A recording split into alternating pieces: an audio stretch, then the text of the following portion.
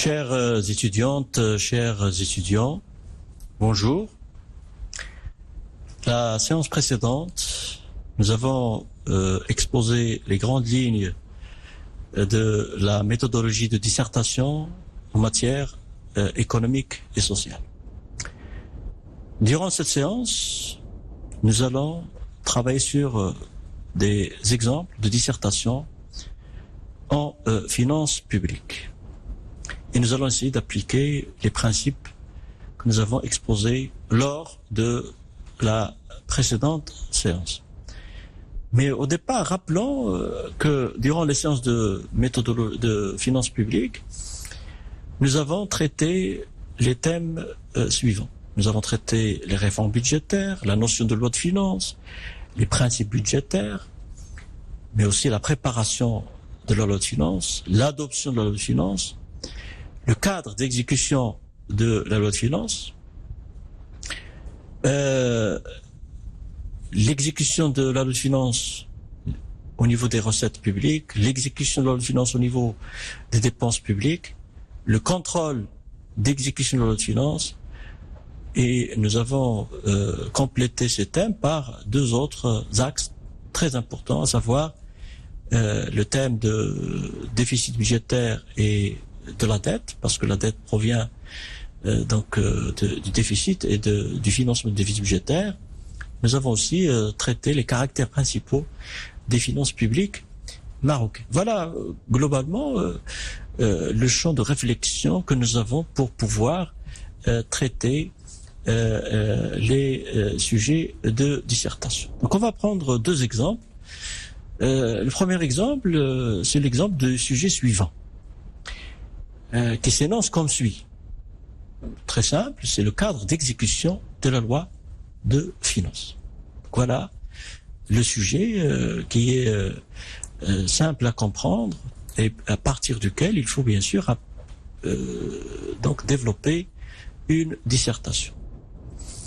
Alors, cette dissertation va comporter trois parties, comme on l'a souligné durant la séance précédente. Elle doit contenir une introduction générale, un développement et une conclusion générale. Dans cette introduction, il faut donc la structurer. L'introduction doit être structurée autour des points suivants. Premier point, l'intérêt et le contexte du sujet. Deuxième point, l'énoncé de la problématique. Troisième point, l'énoncé des questions auxquelles il s'agit d'apporter des réponses. Et enfin, bien sûr, l'introduction doit se terminer avec l'annonce du plan. Le plan qui sera donc qui va orienter le développement en matière de dissertation. Donc le cadre d'exécution de la loi de finances. Ce qu'on va dire par exemple pour l'intérêt, le contexte du sujet. On va dire que les finances publiques jouent un rôle central en matière de développement socio-économique. La loi de finances représente un moyen d'intervention publique pour promouvoir la croissance économique et réduire le chômage. La loi de finances passe par les phases d'élaboration, d'adoption avant de parvenir à la phase d'exécution. Donc voilà le cadre d'exécution de la loi de finances doit être situé. Il faut montrer que l'exécution ne vient qu'après avoir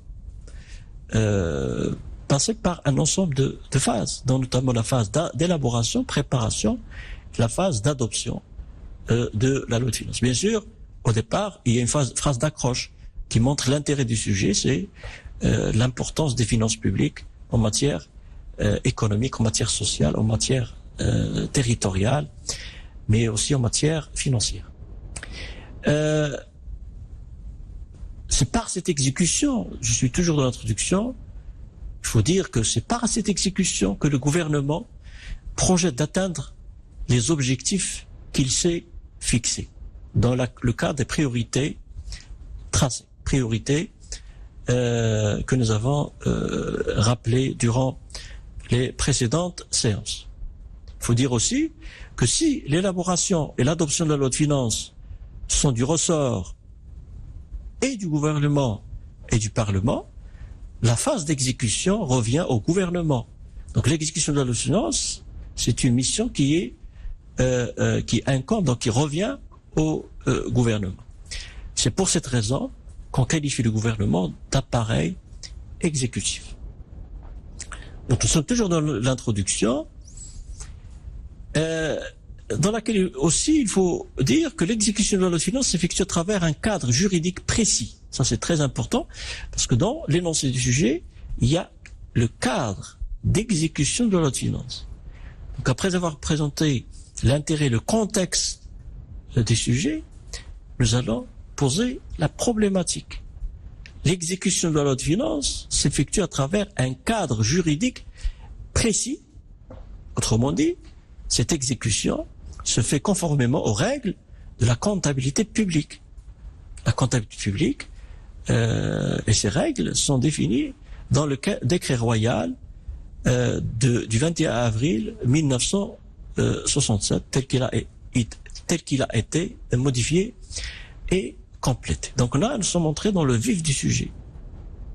Le vif du sujet. Le cadre, c'est celui, donc le cadre de l'exécution n'est rien d'autre que l'ensemble des règles de la comptabilité publique. Ça, c'est un. Deuxièmement, l'exécution est confiée à deux autorités physiques, que sont les ordonnateurs et les comptables publics. Donc, j'ai montré, mis en relief l'intérêt, le contexte du sujet. Je suis passé à la problématique et aux différents questionnements liés à la problématique. Donc d'abord, le cadre, c'est celui des règles. À partir des règles, nous comprenons que l'exécution est confiée à deux autorités physiques, que sont les ordonnateurs et les comptables publics.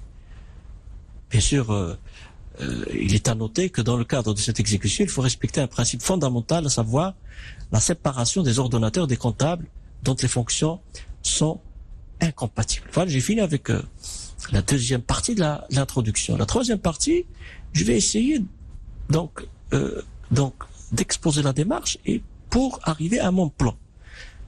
Ainsi, pour traiter ce sujet, nous allons dans un premier point définir la comptabilité publique, puis dans un second point présenter les autorités physiques chargées d'exécuter la loi de finances. Dans un troisième point, il sera question d'éclaircir le principe de séparation des ordonnateurs et des comptables publics. Donc là, j'expose les points que je vais traiter dans un ordre logique.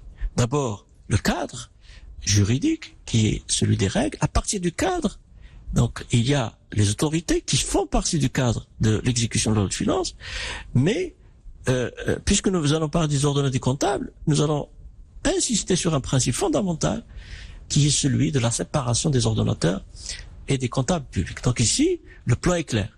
Donc, premier point, la comptabilité publique. Deuxième point, les autorités chargées d'exécuter la loi de finances. Et troisième point, le principe de séparation des ordonnateurs et des comptables publics. Voilà.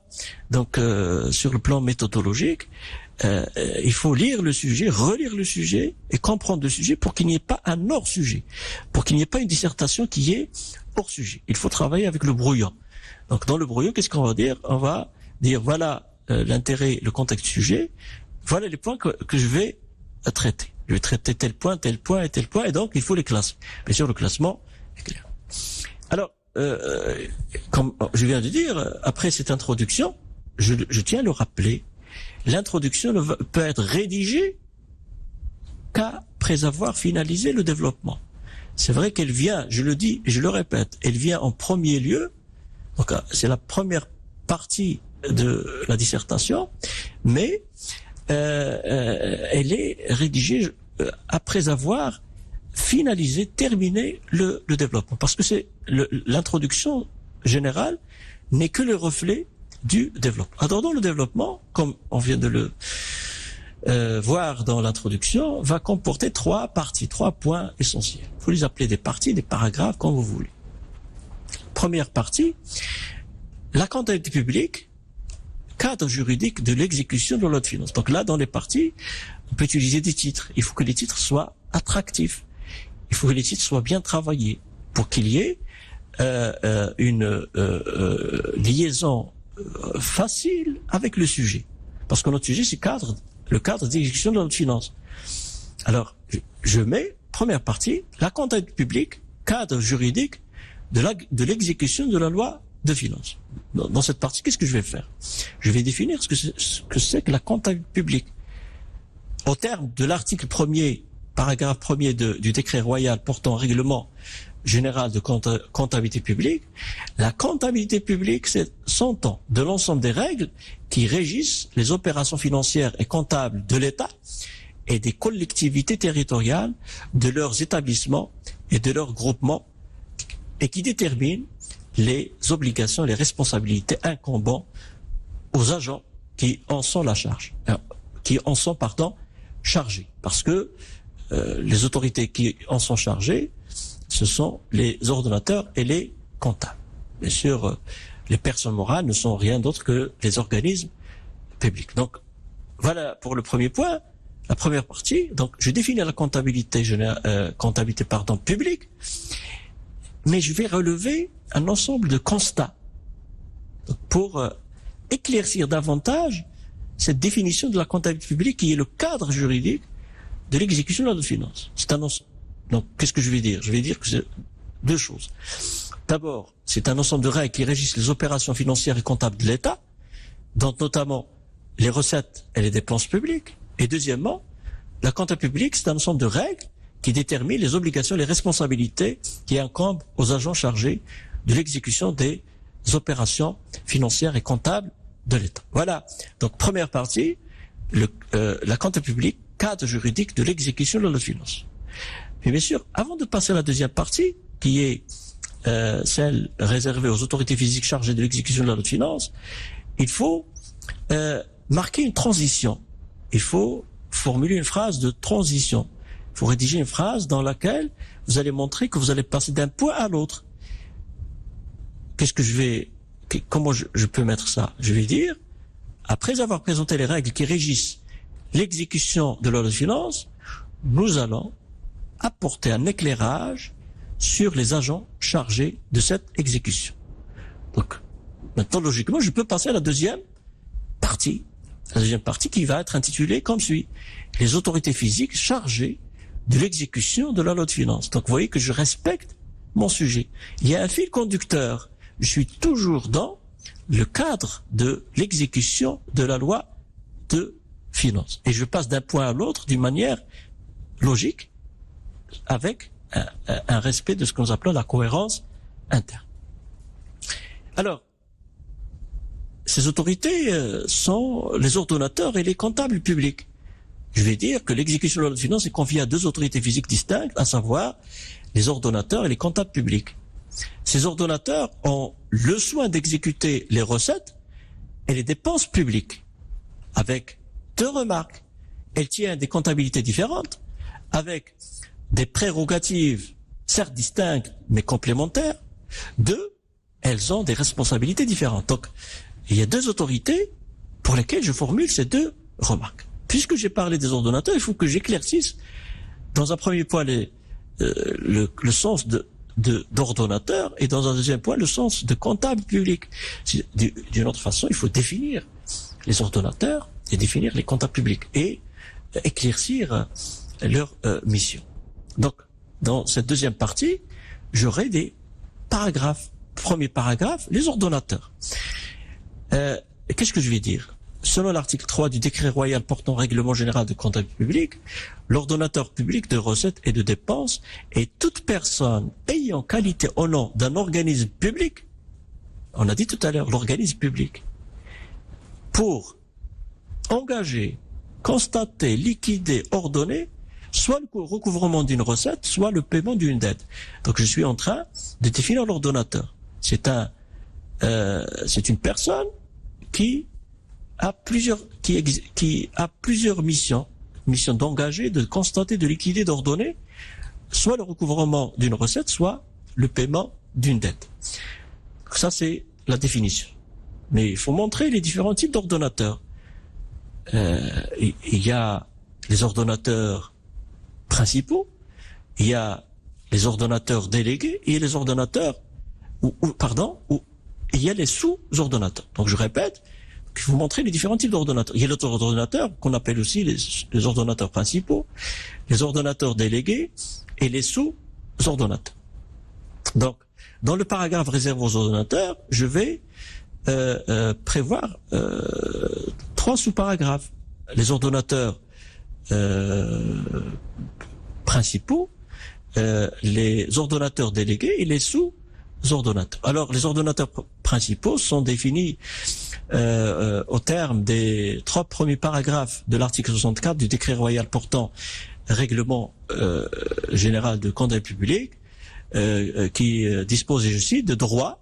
Les ministres sont ordonnateurs des recettes et des dépenses de leur département, des budgets des services de l'État gérés de manière autonome et des comptes spéciaux qui leur sont rattachés. Donc on peut donner, donc voilà la définition. Les ministres sont des ordonnateurs. On peut donner d'autres exemples d'ordonnateurs tels que le président des conseils des collectivités territoriales, les présidents des universités marocaines publiques, comme on l'a vu dans le cours. Et il y a deuxièmement les ordonnateurs délégués. Les ordonnateurs peuvent, conformément à la loi relative aux délégations de signature des ministres, secrétaires d'État et sous-secrétaires, donc les ordonnateurs peuvent déléguer leur signature par voie d'arrêté. Donc les ordonnateurs délégués, ce sont des ordonnateurs qui ont reçu délégation de signature de la part des ordonnateurs principaux. Voilà la deuxième catégorie d'ordonnateurs. La troisième catégorie est constituée des sous-ordonnateurs. Les sous-ordonnateurs, ce sont des personnes physiques auxquelles on a délégué le pouvoir à travers les ordonnateurs. Donc sous leur responsabilité et leur contrôle, les ordonnateurs, ce sont les ordonnateurs principaux, peuvent, par voie d'arrêté, instituer des sous-ordonnateurs auxquels ils délèguent leur pouvoir. Donc je comprends ici qu'il y a les ordonnateurs délégués auxquels on a délégué des pouvoirs, on a délégué des signatures, et les sous-ordonnateurs, ce sont des personnes physiques auxquelles on a délégué des pouvoirs. Donc les ordonnateurs délégués sont des ordonnateurs auxquels on a délégué des signatures, et les sous-ordonnateurs sont des personnes physiques auxquelles on a délégué des pouvoirs, dans les limites qui sont fixées par les ordonnateurs. Donc voilà la première catégorie de personnes physiques chargées d'exécuter la loi de finances, ce sont les ordonnateurs. Donc avant de passer au comptable public, il faut marquer une phase de transition. Après avoir présenté la première autorité physique chargée de l'exécution de la loi de finances, on va passer à la deuxième autorité physique, à savoir les comptables publics. Donc je passe directement au deuxième paragraphe de la deuxième partie, les personnes physiques ou les autorités physiques chargées d'exécuter la loi de finances. Donc les comptables publics, le comptable public est tout fonctionnaire ou agent ayant qualité pour exécuter au nom d'un organisme public des opérations de recettes, de dépenses ou de maniement des titres. Donc je définis le comptable public, c'est un fonctionnaire qui a la qualité d'exécuter au nom d'un organisme public les opérations de recettes, de dépenses ou de maniement de titres. Comme pour les ordonnateurs, on distingue le comptable du trésor et le comptable spéciaux.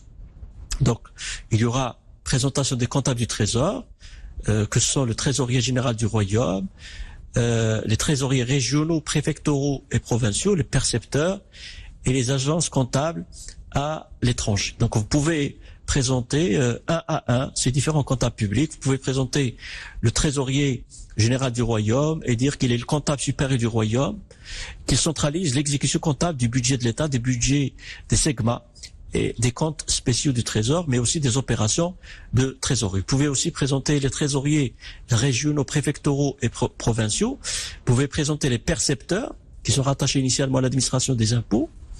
Et vous pouvez présenter aussi les agences comptables à l'étranger. L'agent comptable central est chargé d'effectuer pour le compte de l'État les opérations de recettes et de dépenses à l'étranger. Donc il y a les comptables principaux, mais aussi les autres comptables. Vous pouvez citer les autres comptables qui ont des compétences spéciales, telles que les receveurs comptables de l'administration des douanes, les receveurs de l'administration fiscale et les secrétaires greffiers auprès les juridictions. Donc voilà pour la deuxième partie. Donc nous avons fini avec les autorités physiques chargées d'exécuter la loi de finances, à savoir les ordonnateurs et les comptables publics. Donc il faut marquer une phase de transition. Après avoir précisé que l'exécution de la loi de finances est confiée à deux autorités physiques, on va éclaircir et exposer l'un des principes fondamentaux en matière de comptabilité publique, à savoir la séparation des fonctions d'ordonnateur et de comptable. Donc, dans le cadre de l'exécution de la loi de finances, il y a dans le cadre de l'exécution de la loi de finances, il y a un troisième point qui est extrêmement important. C'est le principe de séparation des deux fonctions d'ordonnateur et de comptable. Donc, je vais intituler ma partie la séparation des deux fonctions d'ordonnateur et de comptable public. Donc, c'est en vertu de l'article 4 qui dispose les fonctions d'ordonnateur et de comptable public sont incompatibles sauf disposition contraire. Donc, les ordonnateurs sont chargés de prendre décision et de donner l'ordre de les exécuter financièrement. Bien sûr, pourquoi donc il faut montrer les deux mettre en relief les deux préoccupations qui justifient cette séparation. La première préoccupation, c'est la nécessité de consacrer une sorte de division du travail. Les ordonnateurs prennent les décisions et donnent l'ordre de les exécuter financièrement. Les comptables interviennent pour exécuter l'ordre qu'il s'agisse de payer une dépense ou de recouvrer une recette. C'est ça la première préoccupation, donc division des tâches. Deuxième préoccupation, c'est d'exercer un contrôle des opérations effectuées par l'ordonnateur pour s'assurer de la régularité, de la saine application des procédures exigées pour l'exécution de l'ordre de dépenses ou de recettes. Alors voilà, donc nous avons fini avec le développement qui a comporté trois parties. Le cadre juridique, c'est la comptabilité publique. Deuxièmement, les personnes physiques chargées, les autorités physiques chargées d'exécuter la loi de finances et le principe de la séparation des fonctions d'ordonnateur et de comptable public. Donc on va arriver à la conclusion. Donc la conclusion doit être une synthèse d'abord des idées qui ont été développées, ensuite il doit être une ouverture. On va dire dans cette conclusion que l'exécution de la loi de finances est balisée par des règles, les règles qui sont issues de la comptabilité publique. Elle est confiée à deux autorités physiques. Elle doit se conformer à un principe fondamental qui est celui de la séparation des fonctions d'ordonnateur et de comptable. Il faut dire également que l'exécution de la loi de finances n'est pas une finalité en soi, mais uniquement un moyen pour atteindre des objectifs tracés et les priorités définies en matière de politique économique. L'atteinte de ces objectifs est tributaire d'une bonne gouvernance des finances publiques. Vous voyez là, j'ai fait la synthèse, mais aussi j'ai établi une ouverture pour un autre sujet qui est celui de la bonne gouvernance des finances publiques. Voilà pour la première application. On peut donner une deuxième application qu'on va passer d'une manière exposer d'une manière très brève. Le deuxième sujet d'application, c'est le contrôle de l'exécution de la loi de finances. Donc, il faut qu'il y ait une introduction. Par exemple, dans cette introduction, qu'est-ce qu'il faut mettre? Le rôle des finances publiques, l'importance et l'intérêt du contrôle pour la bonne utilisation des ressources publiques, pour améliorer la performance, pour réduire les coûts globaux, pour responsabiliser les gestionnaires et en particulier les ordonnateurs et les comptables publics. Dans cette introduction, il faut donc exposer la problématique. Il faut dire que le contrôle peut revêtir différentes formes. Il y a le contrôle a priori, le contrôle a posteriori et le contrôle parlementaire. Donc, et puis il faut annoncer le plan. Il faut dire que dans un premier point, nous allons exposer les différents niveaux de contrôle a priori. Dans un deuxième point, nous traiterons le contrôle a posteriori. Dans un troisième point, nous attellerons donc à examiner le contrôle parlementaire. Dans le développement, bien sûr, le développement sera composé de 3 parties, le contrôle a priori, le contrôle a posteriori, le contrôle parlementaire. Bien sûr, chaque point doit être doit contenir une phase de transition avant de passer au point suivant. Donc, dans ce sujet-là, le contrôle de l'exécution de la loi de finances, il y a une conclusion générale. Dans cette conclusion, qu'est-ce qu'il faut mettre? Une synthèse des idées développées, mais aussi une ouverture sur d'autres thématiques. Par exemple, il faut dire que le contrôle doit s'inscrire dans la logique qui a sous-tendu la réforme des finances publiques au Maroc, à savoir la performance, la transparence et la reddition des comptes. Voilà, donc cette séance a été réservée à des cas pratiques de dissertation. Nous avons pris comme cas pratique le cadre de l'exécution de la loi de finances. Comme premier cas pratique, comme deuxième cas pratique, nous avons pris le sujet du contrôle de l'exécution de la loi de finances. Donc, pour ces cas pratiques, nous avons essayé de respecter les recommandations qui ont été développées lors de la précédente séance. Merci pour votre aimable attention.